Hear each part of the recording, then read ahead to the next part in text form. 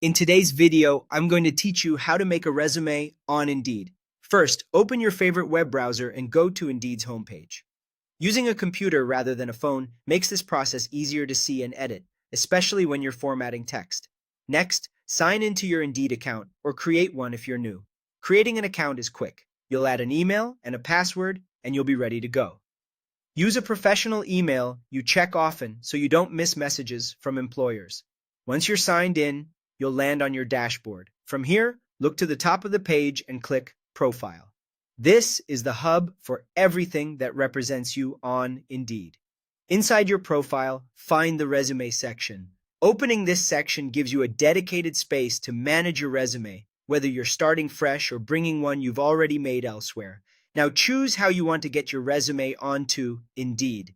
You can click Build Resume to create one using Indeed's built-in template, or click Upload Resume to bring in a file you already have.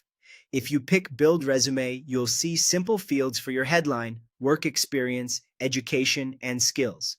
Keep your entries clear and concise. Focus on results like increased sales percentages, reduced processing time, or successful projects. Keep dates accurate and consistent, and use plain formatting so everything is easy to scan. As you type, preview how your resume will look to employers and proofread as you go to catch typos. If you choose Upload Resume instead, select a clean, well-formatted file, typically a PDF or a docx. Name the file clearly so it's recognizable at a glance. After uploading, check the preview. Make sure spacing, headings, and line breaks appear correctly and that no tables or columns have shifted. If the layout looks off, simplifying your original file's formatting usually solves it quickly. Whichever path you choose, the goal is the same: a resume that clearly shows your most relevant experience, education, and skills. Keep it focused on the roles you want next. Place your strongest points near the top and use straightforward language.